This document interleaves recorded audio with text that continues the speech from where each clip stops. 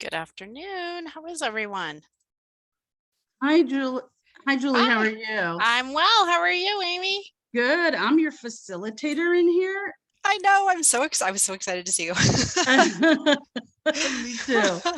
Very good to see you. I'll come off camera. I'll come on camera for a moment. I sat in a different room because my dogs were driving me nuts. So I had to move into the kitchen, and that's all right because I'm prepping for dinner. Uh it's Passover. It was an interesting day for the conference. But do you want me? Are you already set up as a co-host too? I don't think so. No. All right, let me do that for you. Okay, perfecto.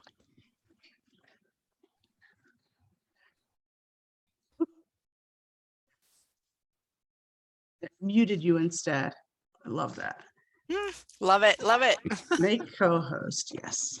Perfect. Is there anything else I can do to help you in this? I don't think so. I'm usually a WebEx gal, so Zoom is I try to be friendly with Zoom, but sometimes it isn't always as friendly with me. Right. I know, me too. I have a video that I've embedded into my PowerPoint, and I think I'll be fine getting the sound. But if I run into hiccups, are you sticking around, or do you kind of jump in and then go? I will stick around. Okay, so yeah, if I run into hiccups with the sound piece of my video, if you can just jump in and provide technical support, I would love it. I'll do whatever I can to help. Okay. And if so I'll pull myself off camera so that people know it's your presentation. Do you need me to introduce you or anything? If you'd like to, sure. And then Okay. I can say hello and we can get started. Sure. Sure. So we start in 3 minutes. So folks that are joining us, welcome. And we will be starting in 3 minutes. So I'm going to come off camera though. Okay. Welcome, welcome everyone. Yeah, I'm looking forward to this presentation. Yeah, most remarkable book I have read. Totally tipped me upside down on grading. Yeah, I want to share a little bit about that when we get started. So yeah.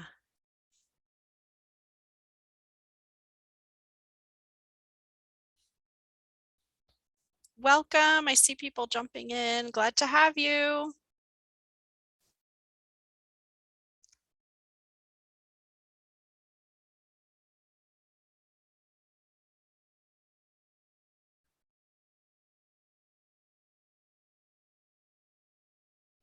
Welcome, welcome.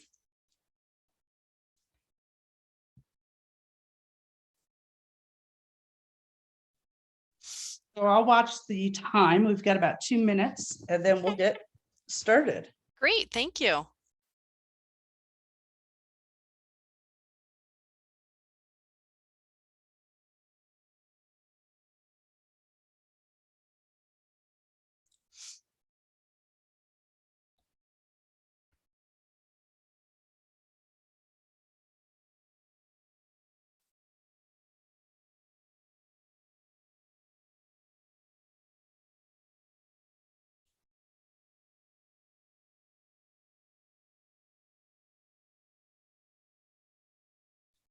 Welcome, welcome everyone.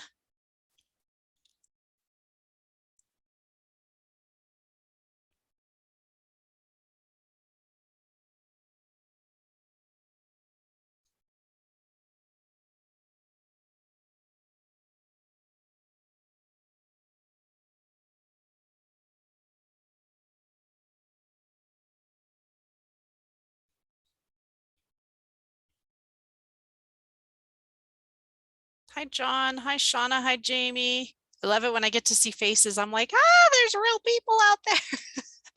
Hi, Becca. Hi, James.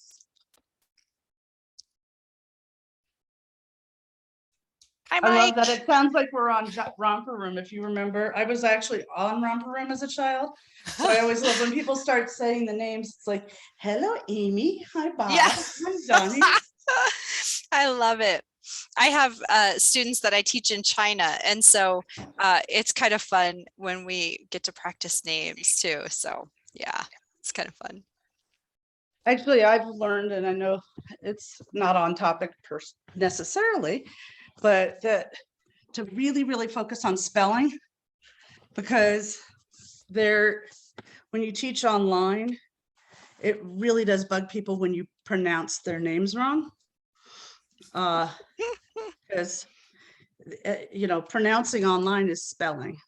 Mm-hmm. Right. Yeah. And Nina, where is Nina? Nina, okay. Nina, yes. Feldman, absolutely where we're going. Love that book. Oh my gosh. Yes. Oh my Loved gosh. it. And I also started doing ungrading because of his Yeah. book. Yes. I haven't Well- gotten there yet, I have to tell you.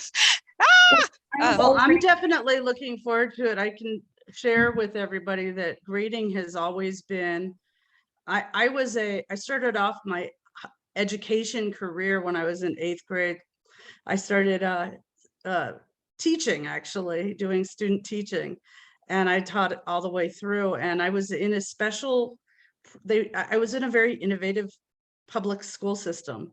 And in 8th grade, rather than receiving grades, we graded ourselves.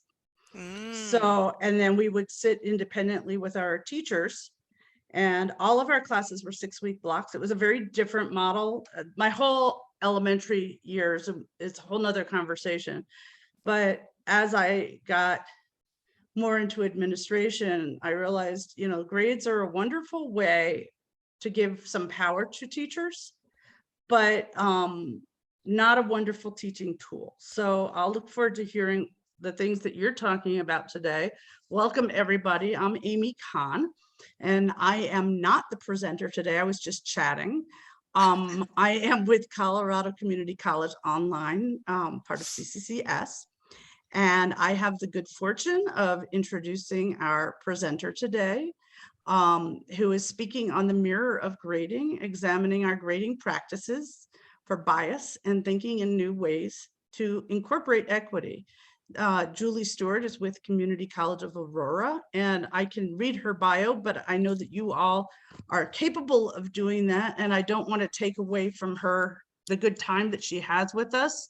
It's a short presentation, and with that, I leave it over to you, Julie. Thank you. Well, thank you, Amy. Thank you. And welcome. So excited to see so many folks here. Delighted that you are here to hopefully take a look maybe at some different ways, think a little bit about how you are grading, and maybe contemplate how that may be impacting students. So a little bit about me. I started in industry, have been in corporate training forever and ever and ever. Completed my terminal degree in organizational leadership. Have known since middle school I wanted to get a doctoral degree and completed that, and then have always wanted to be in education, and have found that higher education in the community college system is just really where my heart is. And foundationally have found that grading and sort of the power roles that exist in education don't feel real good. And so kind of examining, how do we assess, how do we grade, and then how do we make that more equitable is really what we're going to be looking at today. And so thank you, Nina, for bringing up Joe Feldman's book. Looks like this, Grading for Equity. Wonderful book. I read it just because, well, I read textbooks. That's what I do. So when I did that, I got to thinking, I was like, ooh, okay. I never really thought about grading that way. And so we're going to look at some of the ideas in that text. It could be a whole course from the ideas that really come from that text. And so I would encourage you, if you're looking for some different ideas or some different thought processes, on grading and equity. It's a fantastic, really fast read. Pick that up and take a look at it. But I joined Community College of Aurora let's see, 4.5 years ago as an adjunct, and then moved myself into a full-time lead faculty in the business department. And just adore my students there. I'm still adjuncting a little bit at CC Denver. So I kind of dip my foot in the pool at a couple of different institutions within the system. And it's always been interesting to me how we're the same umbrella, but those institutions are so different. And, you know, we look at things just a little bit differently. So that's been kind of fun too. But I want to welcome you. I hope that you will leave with some things to kind of think about. Not necessarily that, you know, you're going to go back and change what you're doing, but just kind of some food for thought. I had to think about what I read for a while and kind of let it sink in, and how was I going to use or choose not to use some of the ideas from the research that I've done. And I'm still pondering and thinking and kind of deciding what I'm going to do with all of that that's in there. So we'll take a look at that. And I want this to be really more of an interactive rather than a sit and get kind of thing. So if you have, you know, things that you're doing in your classroom that you feel you've used some of these ideas, or you're like, whoa, I think that might be a little scary. Let's talk about those. Why are those scary? I think one of the things about grading is it's a very personal decision that we have as instructors. It's something that we all have a very strong opinion about, right? I think some people feel that rigor is defined by our grading system. And so that was, you know, that was one of the challenges for me, is how do I keep the rigor in my grading when I'm maybe looking at ungrading, right? How does that work? And so we'll kind of look at some of those things, and I'd love to hear from all of you as we go through that process. So I want to first open it up. Any questions, concerns, contusions, conclusions that anyone would like to share out before we kind of jump in to the presentation itself? Let's see. Works great with final portfolio, which represents their grade. Yeah. And so with this, we can really incorporate some of those high impact practices that exist as well. So we can do service learning. We can do, you know, peer review kinds of things. We can do portfolio kinds of work as assessment tools as well. So yeah, we're going to look at a lot of different things. So thanks. All right. What, just a couple of you, if you wouldn't mind, what interested you? What prompted you to say, hey, I mean, there are some amazing other topics during this time session. What prompted you to pick this one?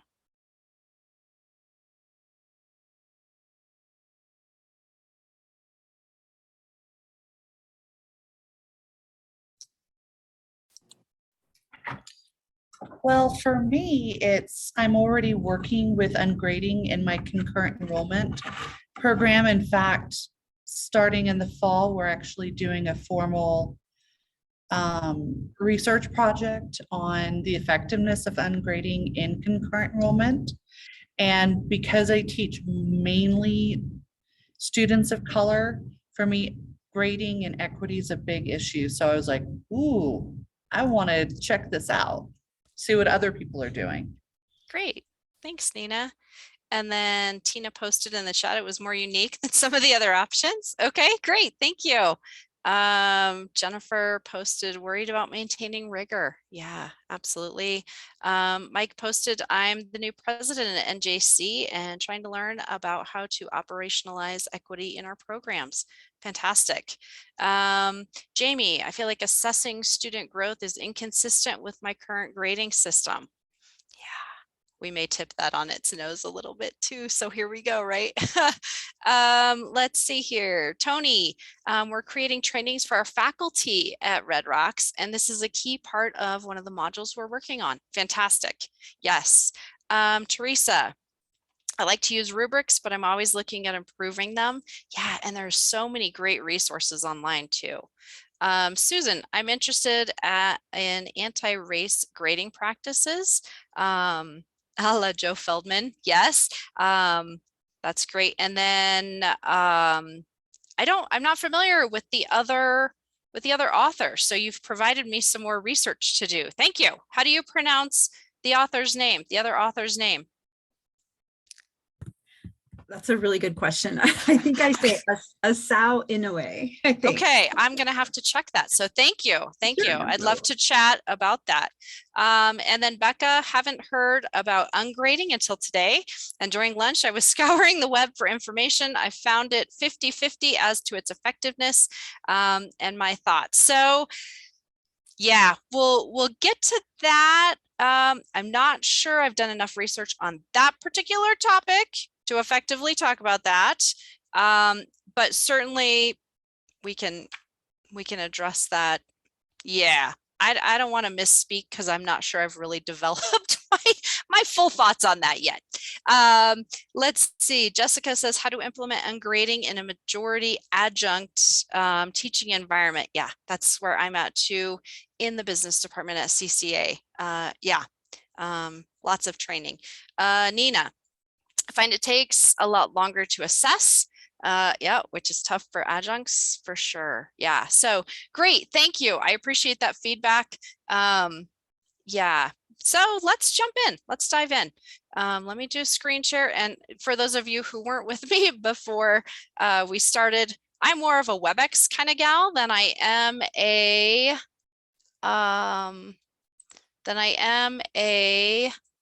Zoomer. Zoom. So we'll figure out how I am at Zooming here.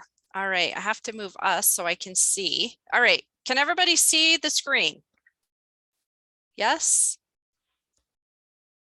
No? Maybe so? Yes. Okay, great. And then Amy, if I could have you help me with the chat box, if you could help me monitor the chat box, that would be fantastic. I would appreciate that a lot. Absolutely. Okay, thanks so much. All right, so we're going to look at the mirror of grading and really using that as a mirror for ourselves as well in terms of sort of a reflective practice of where could we be doing a good job, a better job, an intentional job of looking at the content we're delivering, looking at how we're assessing and creating that culture in our classroom that levels some of that power that we have in terms of grading, where we're doling out points, right? We're hanging the carrot and saying, hey, here are the points for you to come get. And we're going to hand those out because we stand at the front of the room. And so kind of shifting gears and thinking about how can we level that playing field, right? And so what are some new ways that we can really incorporate equity into grading? Okay. All right. So let's see if we can zoom along here. So our big question, are our students motivated to achieve success or avoid failure? What are your thoughts on that? Are we asking them with traditional grading systems to achieve success or avoid failure? What are your thoughts on that? I see there's something in the chat going on. Let's see here. Somebody was asking about licensure exams. Traditional grading systems are for avoiding failure. Students want to achieve success. Yeah. Both. Yeah. Yeah. So I think there is a combination of both. The other question that I think we need to be asking is, are we asking them to be compliant in terms of grading, or are we asking them to really understand and dig into that content to make sense of it. Yeah, somebody actually, Elsa wrote. Elsa, would you like to expand on what you just said? Please. She's answering your question, I think. Okay. I'm not in there. Let's jump in. Yeah, definitely. Lisa says students are not interested, are more interested in not failing for sure. Yeah. Let's see. Neither students want to connect acquisition of skills and how they're graded. Elsa. Did somebody call my name? This is Elsa. Yeah, I was Go ahead, wanting you to Amy. expand on what you had written. Well, I don't think a lot of times students, sometimes because they're so busy, so connected with families and so many different activities beside even now with the pandemic, there's so much going on for them that sometimes what they really are trying to do is connect their grading with acquisition of skills. So I don't think it's necessarily motivated by success or failure, but to see that the way in which we are grading them also is in line with what they perceive is their acquisition of skills for that particular task. Sure. Yeah. Yeah. And so as we kind of move through this, think about how are we asking our students, or how are we grading our students based on asking them to demonstrate what they know or kind of follow directions, right? So hold on, here we go. Okay, so as we go through our conversation today, we're going to look just briefly at some historical viewpoints of grading. How did grading get started, right? We have to look at the systems that education came from and how grading historically started. We have some inequities there. We're going to examine some of those equity issues. We're going to look at where some of the problems exist in grading. We'll look at some recommendations, and then I'm going to ask you maybe to put an action plan in place. Maybe what's one assignment that you may take a peek at and say, hey, I'm going to shift the way that I may grade this. Okay. All right. So if we look at the historical narrative, right, we talk about it being based on behaviorism and the notion of universalism, right? So everyone goes to school, everyone gets taught the same thing in the same way. The expectations are the same. We do testing, we do standardized testing, we're looking at intelligence, and then we categorize students, right? This historical perspective, we have a focus on, are you on time? Are you turning in your assignments on time? There's regularity, right? There's, are you paying attention? And are you sitting quietly doing your work and answering the questions correctly? What do you all think about this narrative? How is this historical narrative, how has this historical narrative created some inequities in the system and in grading?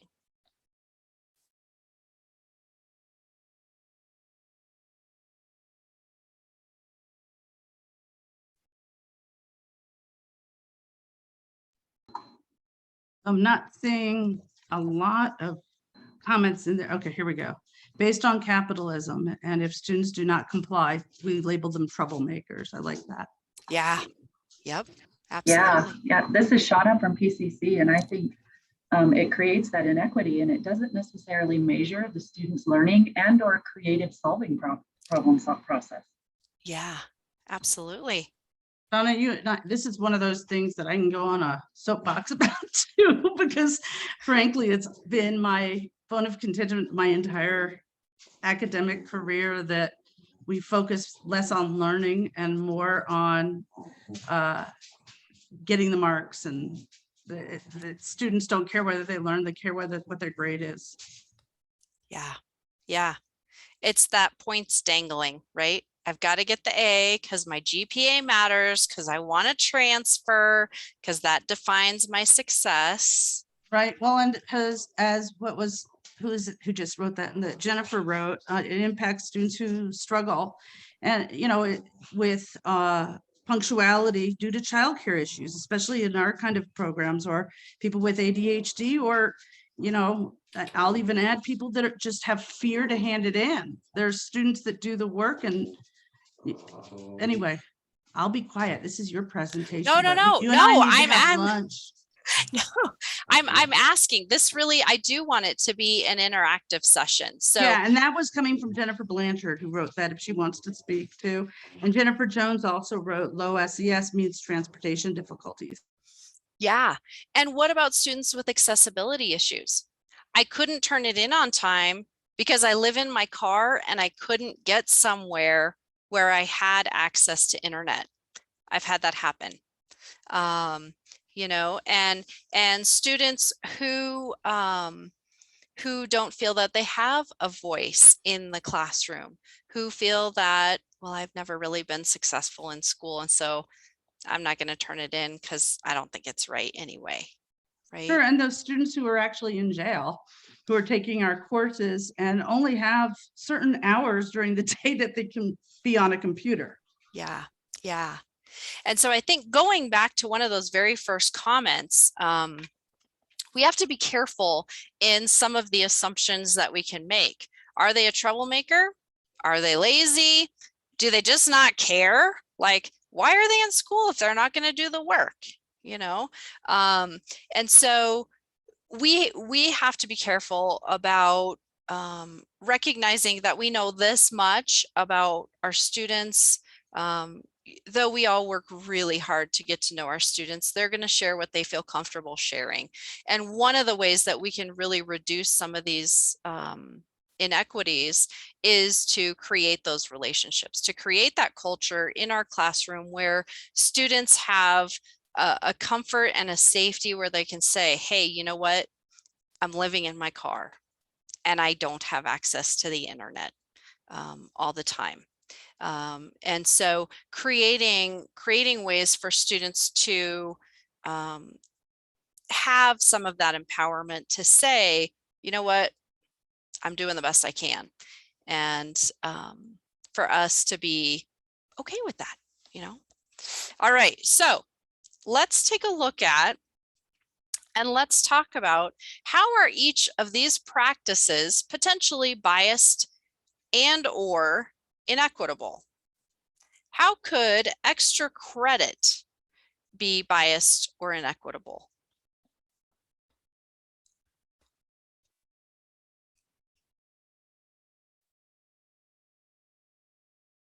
Think about an extra credit assignment that you offer. How could that be biased or inequitable?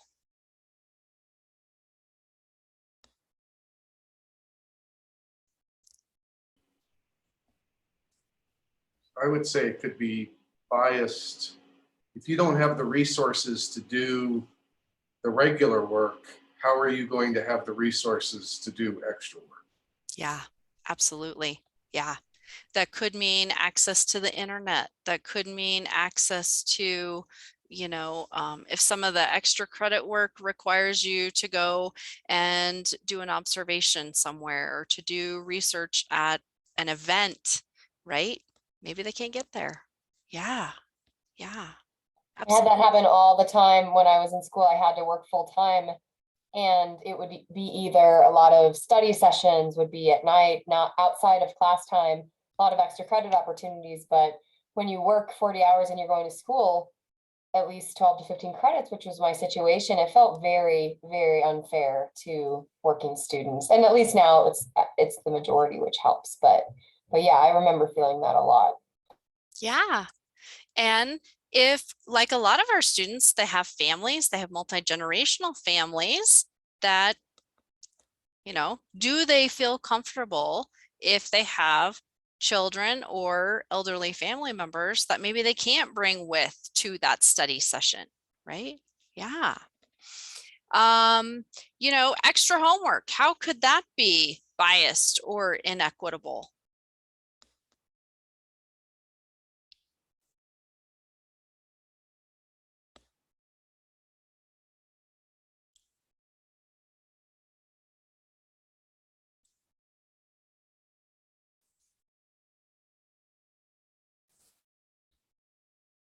Some people are writing like no internet at home.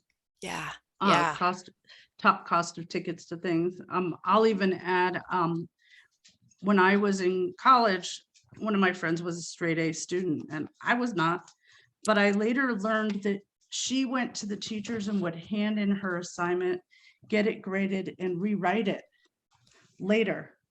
And and that wasn't what I would consider inequitable, in that she somehow knew that she could do that and other students weren't given that same opportunity. So some of what extra credit does is it goes beyond the credit hours in the class, the time on task. And it also can allow for the students that are those type of students, right? The ones that somehow know that they can do that, to get an advantage over the others who hadn't even thought to do it. It is inequitable, Cheryl said. Yeah, wow, sounds like an equity meeting. Thank you, people. I appreciate I appreciate that. I'm gonna go back and complain. Right. And so with homework, kind of all of these play together in the same realm. In terms of with homework, with some of these extra credit things, when we think about bias and inequity, and sort of jumping to the very last one with late work, if we're not going to accept late work, how are we creating potentially a biased or an equitable arena for cheating or copying?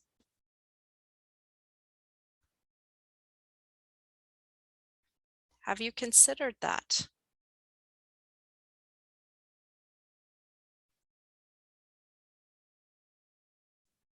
If students are hungry for those points, and we set a policy in our syllabus that says we won't take late work, or we deduct 25% for every day that work is late, by the time they get to 5 days, they get 0 points. And so then desperation sets in, right? I've got to get these points. Hey, my neighbor next door in class, can I just quickly copy it? We don't intentionally mean for that to happen, but a lot of times desperation calls for desperate measures, right? From students sometimes. How can attendance and participation grades lead to bias and inequitable practices?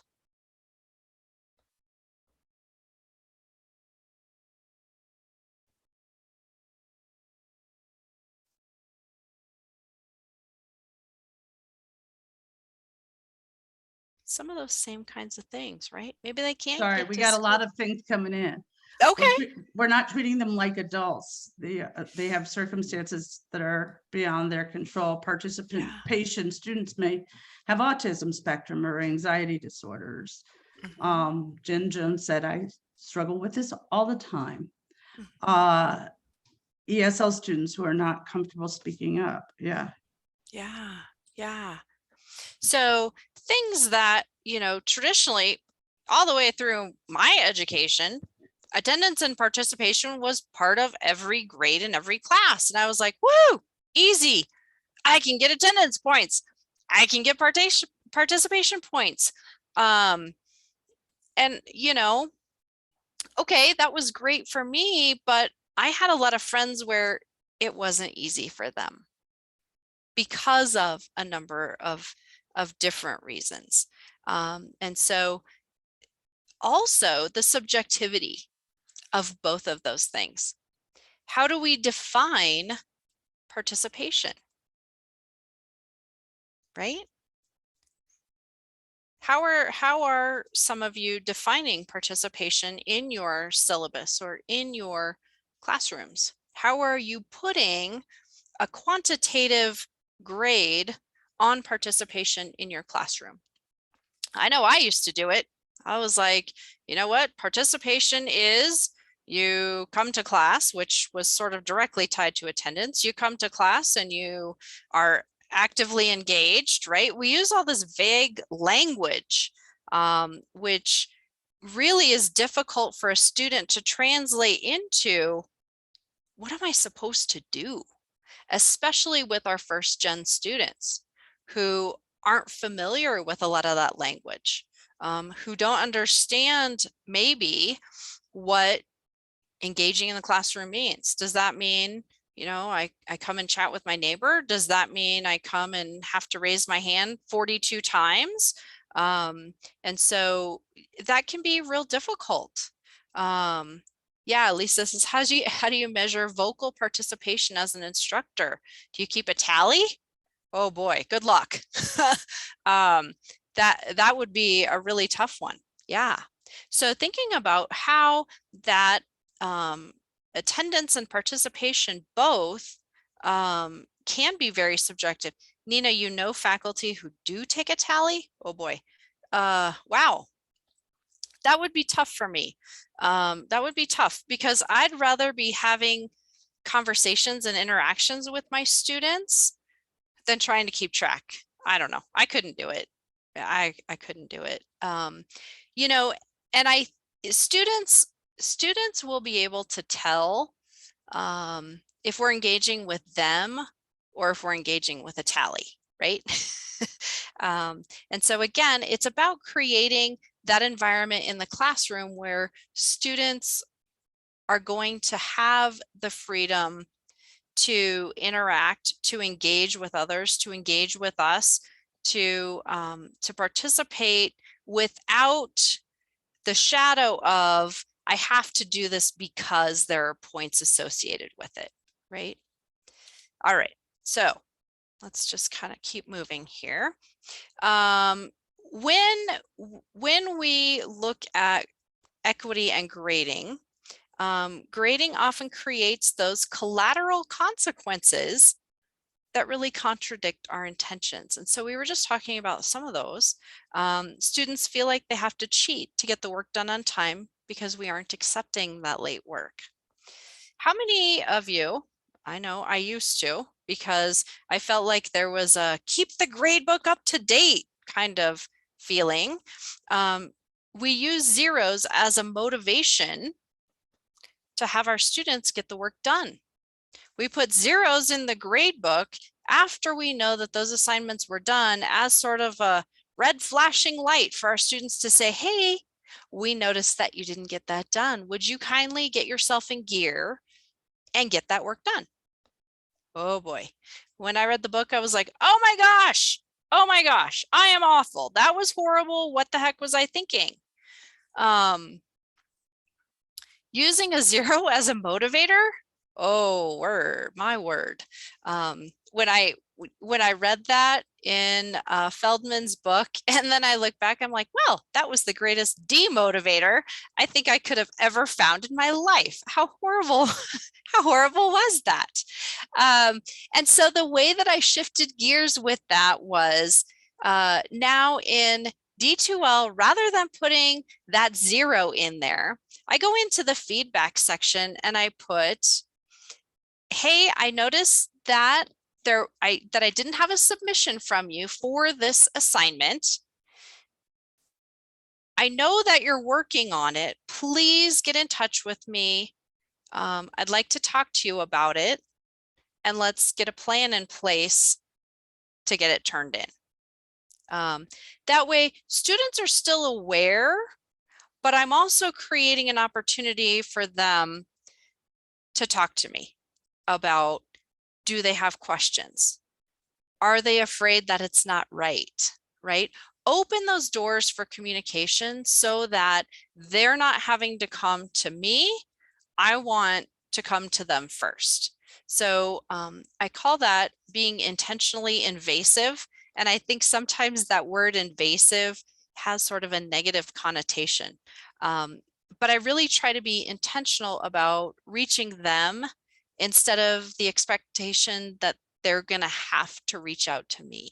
I want to let them know that I want to have that conversation, and that I did notice that it wasn't turned in, but that's not a bad thing, right? Why wasn't it turned in? Let's ask some questions instead of just assuming they were lazy, or they didn't get it done, or they didn't know what they were doing, or whatever some of those other things were. So Elsa also has a question for you. I'm hoping I didn't stop you too early. No, you're Sorry. fine. You're She fine. wrote, are there other like comments that you can provide in assignments or for missed assignments that are totally culturally responsive as well?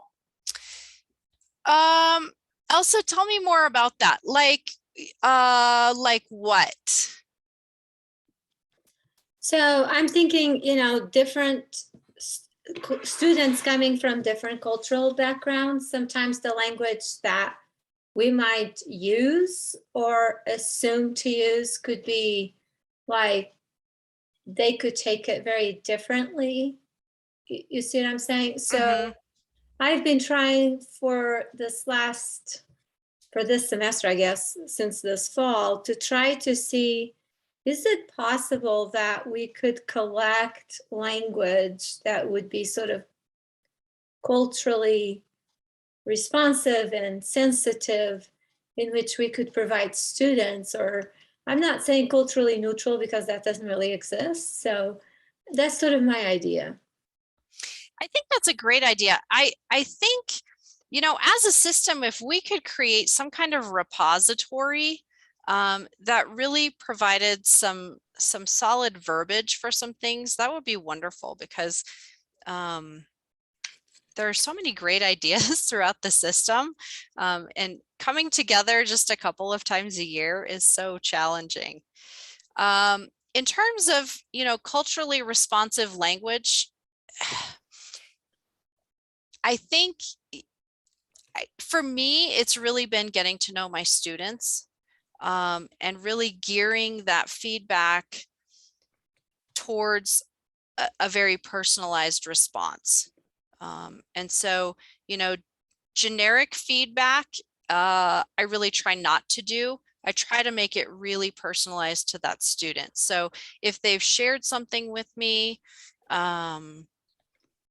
you know, if they've shared with me that, you know, they struggle with something, then I try to find supports. I try to find resources. I try to, yeah, generic feedback to me doesn't really work.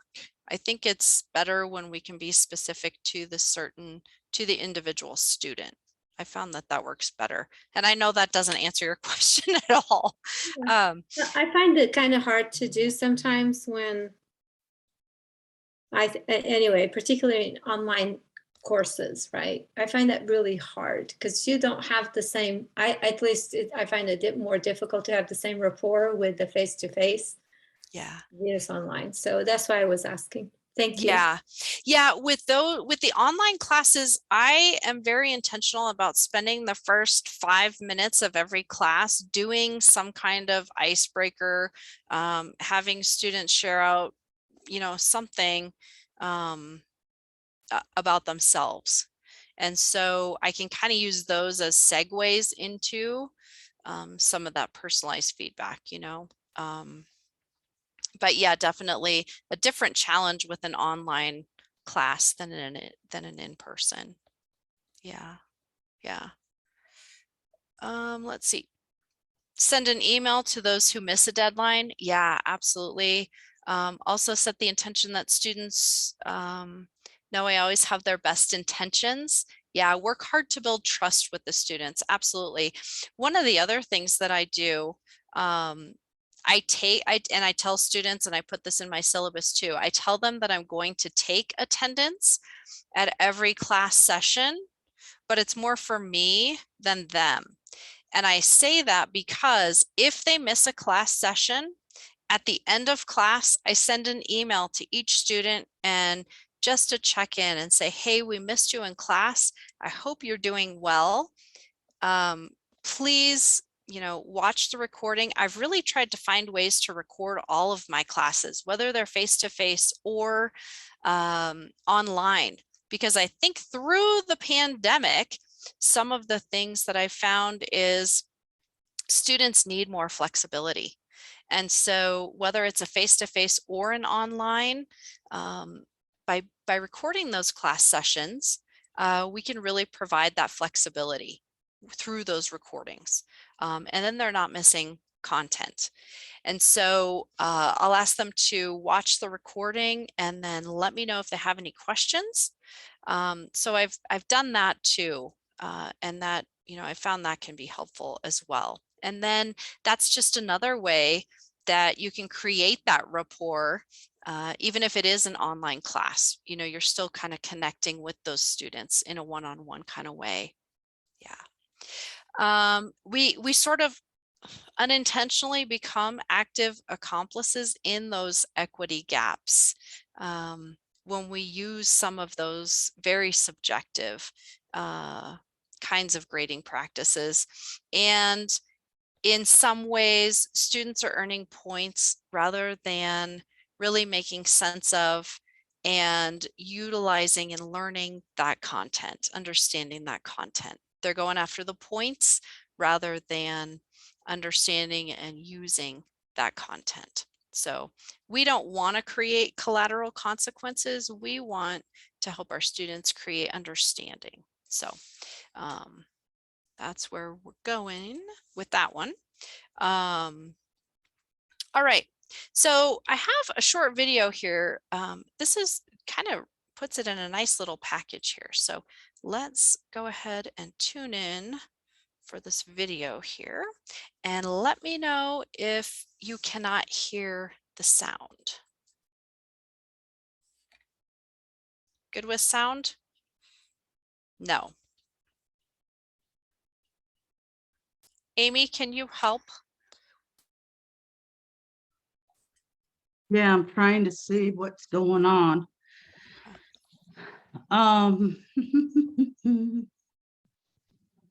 Usually when I do a share, it gives me an option to do share sound, but I don't know.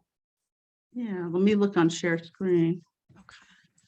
Okay. There's advanced sharing, and no, it doesn't even have it there. I hate to say that I'm not really. Does it have optimized for video clip? Check the sound on your computer too. Sometimes that's the problem. Okay. And you're right, maybe optimizing. Sorry, I can't. Oh, good night. Hold on. I love technology.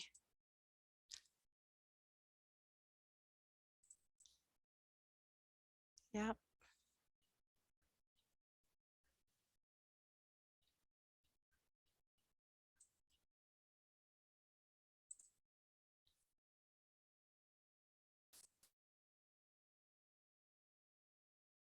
Let's see if I can get Stacy to help. Okay. I'm sorry. Let's see.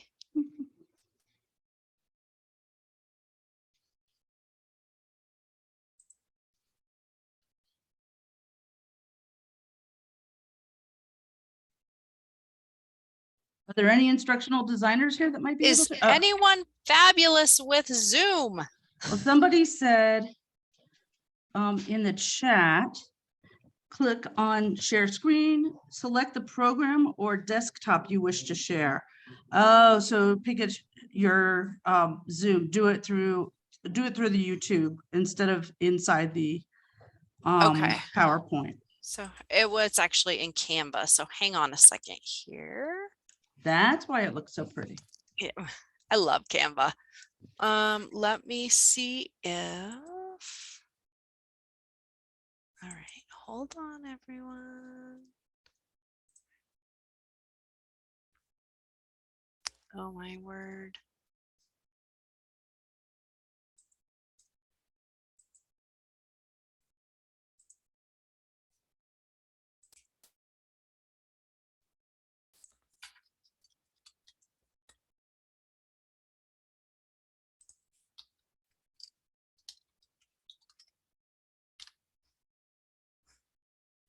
Okay, hold on a second here. What's the name of the video? Maybe I can find it and see if it works through my I screen. can send you the link. Yeah, you can put it in the chat. Yes. Worst case scenario is everybody watches it on their own screen. All hang on a second here. Okay, it's in the chat there.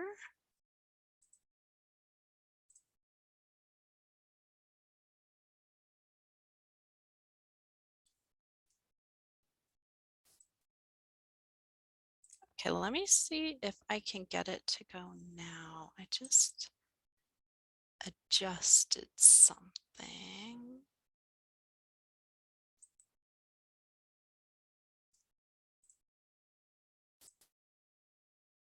All right, let's try something else here.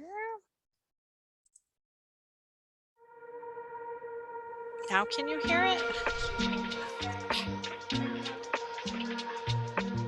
Yay.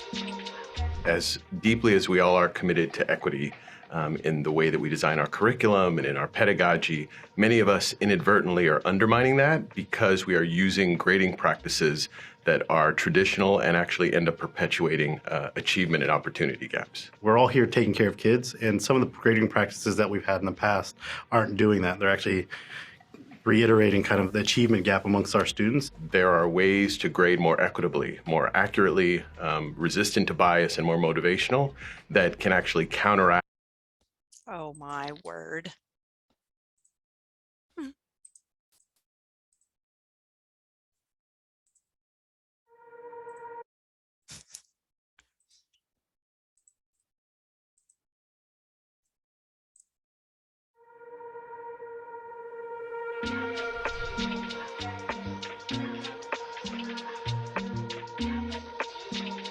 As deeply as we all are committed to equity in the way that we design our curriculum and in our pedagogy, many of us inadvertently are undermining that because we are using grading practices that are traditional and actually end up perpetuating achievement and opportunity gaps. We're all here taking care of kids, and some of the grading practices that we've had in the past aren't doing that. They're actually reiterating kind of the achievement gap amongst our students. There are ways to grade more equitably, more accurately, resistant to bias, and more motivational that can actually counteract many of the traditional practices and align our equity work with our grading.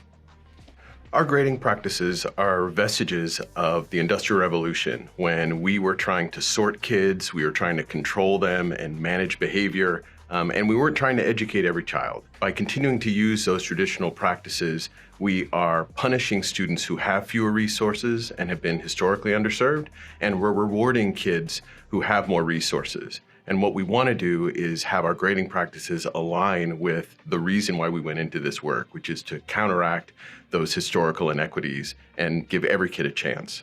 The current way that we're grading, kind of overarchingly, they're not motivational, right? They're not motivating kids to think about how they want to learn and what they want to learn next and push themselves into new areas. Instead, they stifle that learning. Grades treat students like they are commodities, and we treat grades like they're commodities. So instead of thinking about students as an A or a B student, we're really trying to focus on the whole child.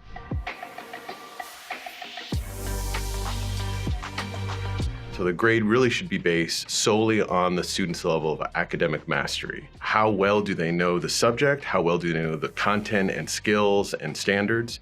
And not include extraneous information like, did they do their homework, or are they bringing their notebook to class, and are they doing extra credit, and are they raising their hand? Because all those things are susceptible to our own implicit biases, where we are judging and maybe misperceiving whether or not students are learning, and instead we want to be focused only on have they learned the material and at what level. So in addition to not including student behaviors in a grade, ways that we can make grading more equitable is to be more transparent and explicit with what our expectations are. Many times, teachers in their head know what an A-quality essay is or a A-quality answer to understanding the quadratic equation. But what we want to do is be so explicit with students that they don't have to just try and earn points. And that explicitness for students makes it more accessible. It gives them more agency and more trust in the teacher, because now it's not the student who's trying to please the teacher all the time. It's the teacher and the student are on the same page trying to hit some external target. What that means for educators and administrators actually is that we actually have to unlearn a lot of the things that we learned about ourselves being graded when we were younger and how we've been grading since we've become educators, right? In that space, we I would say that I am even susceptible to being I call it the point fairy. At the end of the term, you think about like which kids have been working really hard but may not have performed as well as you believe they could have, and then all of a sudden you sprinkle little points on, and that C goes to a B because you're trying to make a kid feel better and you're trying to motivate them, but what you're doing is motivating them extrinsically instead of intrinsically. So a lot of it's going to be challenging our own notions of what grading is and being okay with being uncomfortable about unlearning the things that we knew and learning and thinking about ways to grade students in a way that truly shows what they can do. Kind of anecdotally, I changed a grading practice that I did, and all of a sudden my classroom was less stressful. Kids seemed to be a little bit more happy coming to class. They were excited about the content because they weren't so worried about a grade being dropped upon them. They were looking forward to earning into that space.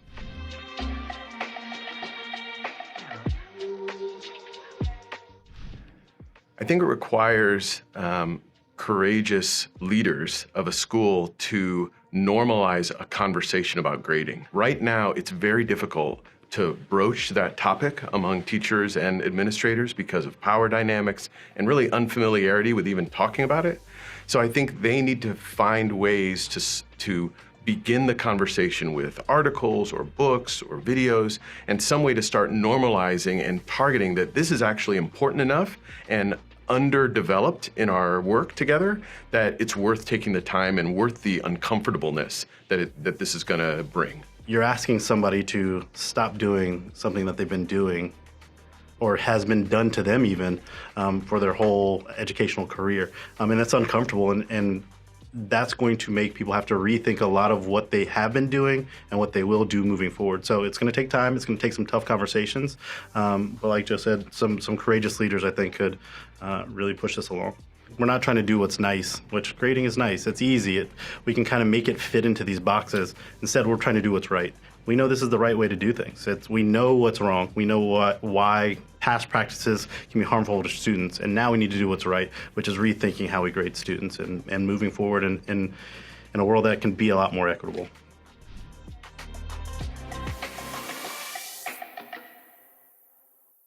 All right. So thinking about your grading practices, what do you think about that video? How was that impactful?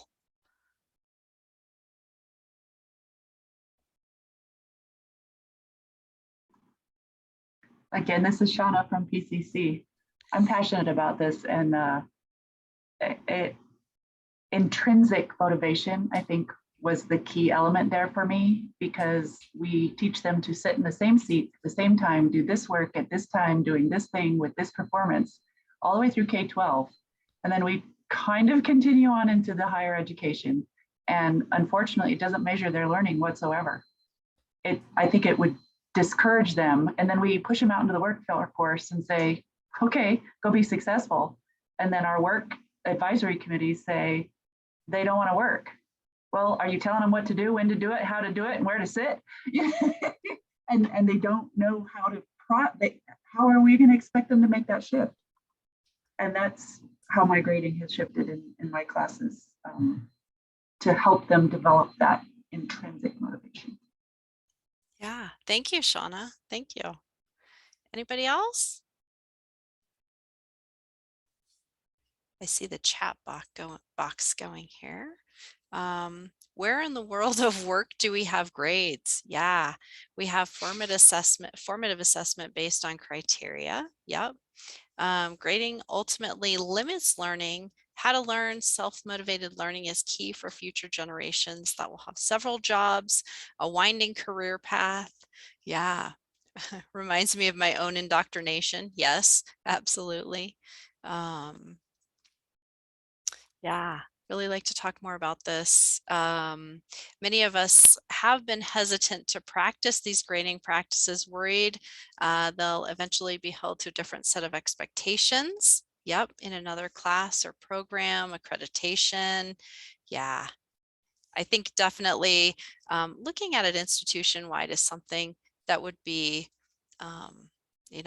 I'd love to do that in a collaborative environment. So if anybody wants to to do that, I would certainly love to join that effort. I think it is something that we do need to talk about.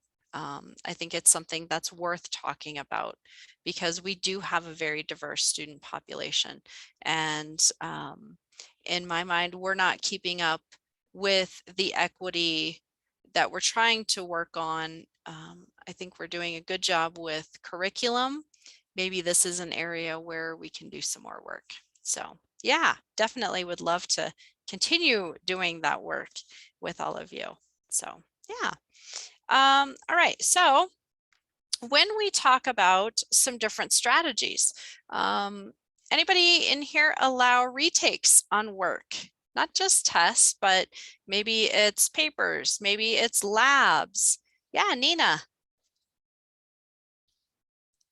Oh, I was just raising my hand that yes, I allow them. Okay, okay, perfect. Ashley has a thumbs up in there. Yeah, yeah.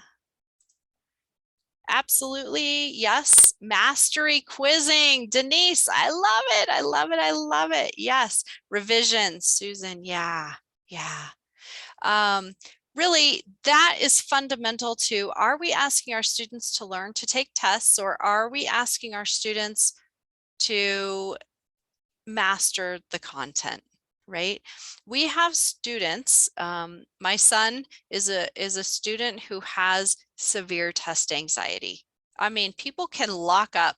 We can have conversations, and I've done this with students. We can have conversations about the content, and they can tell me and demonstrate to me in a conversation, they know this content. They sit down and take a test. Whew, they blank. So, you know, not just retakes, but what about alternative assessment? It's not something that I put, that I put in the presentation, but it's absolutely something I'm passionate about. What are some ways we could do alternative assessment? Retakes are really a way for us to demonstrate and create that culture that we want our students to be successful. We're here to support them. We're not here to say, you didn't pass the test, so you're not going to get this and you're not successful, right? Retakes really create an opportunity for conversation, not just with us as the instructor, but also retakes create a great opportunity, and I do this in my classes, break the class into small groups. And let's look at whatever that quiz was, whatever that assignment was, and have a conversation about each of the components of that particular assignment. They're going to learn from each other as well as from you. And sometimes the conversations that they're having are so robust that when they do that retake, they give me more content that I want to present the next semester. And so retakes are a great opportunity also for students to give us some feedback as educators about where maybe are we missing some content? Where could we enhance what we're teaching? Where could we add to that content? So then sort of follow onto that, peer review. We're creating a culture of shared learning. We're letting that diversity flow in the classroom because of the expertise that our students bring with those different histories and perspectives and cultures. They're going to learn about those different diverse views of the content that we're talking about when they're doing a peer review. Really empowers students to share what they know, gives each of those students in our room a voice, and then critical thinking. When we're doing a peer review, they're not only thinking about, okay, what did I do on that assignment, but they're also then looking at and talking about and evaluating what their peers are doing. So it's really a great way to do some multifaceted learning and thinking and growing and culture building in that room. All right, what's happening in the chat box here? I know we're running out of time. 1 minute. Yeah, how can they move on if they haven't demonstrated proficiency on content that builds on the step? Yeah, I know when I teach business statistics, we do a lot of, okay, let's work together and talk through this, because if we aren't clear on this one, we can't go to the next one, because it all does. It's all cumulative. It builds on itself. Yeah, and definitely having some built-in time so that retakes can take place. Yeah. Student feedback. This is a great one too. I always ask my students for feedback on assignments, on quizzes, on things like that. It really sort of levels that playing field a little bit, where what really worked. Did any of the questions on this quiz or assignment not make sense to you? How could I have worded them so it made more sense? Hearing that student voice and then providing more clarity for the next section, for the next semester, is a way that we can really provide equity in that classroom. Helps us identify gaps in any curriculum or content that may exist. And then there's really a transparency. I'm not perfect. I promise you, you're the expert at, and I want that 360-degree feedback from you, what's working and what isn't. And so that's really an opportunity, again, to build that relationship with students. Then that door is open for more and better communication. And then in terms of rubrics, this really creates a map for students to know what are the specific things that I am looking for with this particular assignment. And you can design rubrics for anything. You can design it for writing assignments. You can design it for collaborative work. You can design it for statistics projects, right? So interdisciplinary rubrics will work for pretty much anything. It allows students to really plan for success. And for us, it really creates some consistency and accuracy in what we're grading. It removes some of those biases. It removes some of the subjectivity that could creep out when we're doing our grading.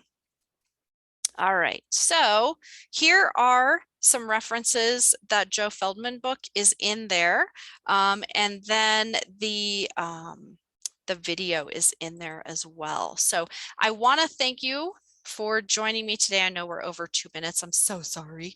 But I really appreciate all of you coming. I really would love to do some collaborative work with you and see how we could move forward institution-wide and have some conversations about grading. So my contact information is here. I would love to hear from any and all of you who would like to maybe look at how could we continue that work and see what we could do on an institution level. So again, thank you so much for being here. I really appreciate it. Have a great afternoon and a wonderful weekend.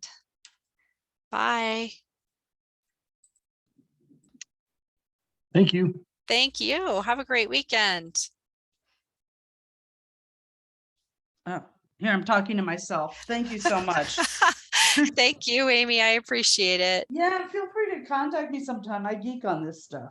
I'm like, oh, it really was kind of eye-opening and life-changing and scary and exciting all at the same time. When I read Feldman's book, I was like, oh my gosh, I really thought I had it going on, and now I don't. When I started off, I actually have a book I wrote. It's not a real book. When I was 20 something, after doing all the student teaching about grading, because I was so done with the way grades worked and so frustrated with how they work. The hardest part about going to the non-grading is transferring. Yeah. And moving up 4 years or moving to whatever. It's like, how does that translate? Yeah, how do you translate all that when you don't have open access on the other side? Yeah.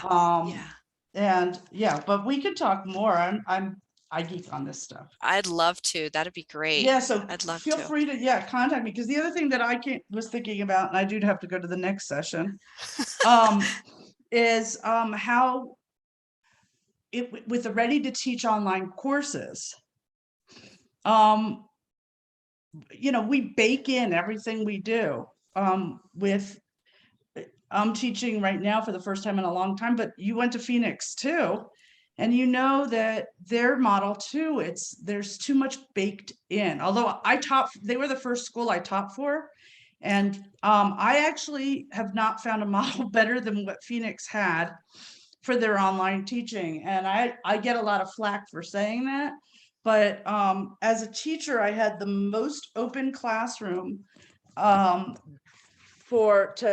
create my own course of any of the for-profits or to the nonprofits even that are doing ready to teach. They're so prescriptive at most schools, but Phoenix kept it open and trained us how to develop our own courses. And you know, as much slack as they get, that was awesome for me.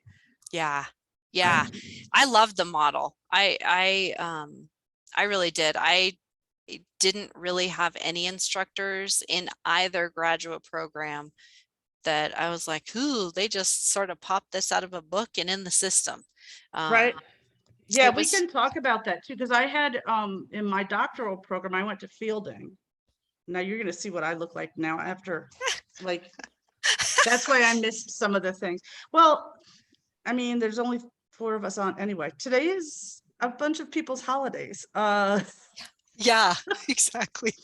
And I have a house full of people coming tonight. So, so I do apologize. I've been on, that's why I missed some of the chat things. No, you're fine. You're fine. In fact, I ended up, all the onions I bought were spoiled. So I had to go on DoorDash and have them hopefully dash me. See the fun of working on the same day that you're preparing. Fortunately, it's friends and family coming. Okay, well, I got to get on my own meeting, but thank you so much, Julie. Contact me because I will. Thanks. that'll be I'd love to great. chat. Me All right. too. Thanks, Take care. Amy. Bye-bye. Thank you. Bye.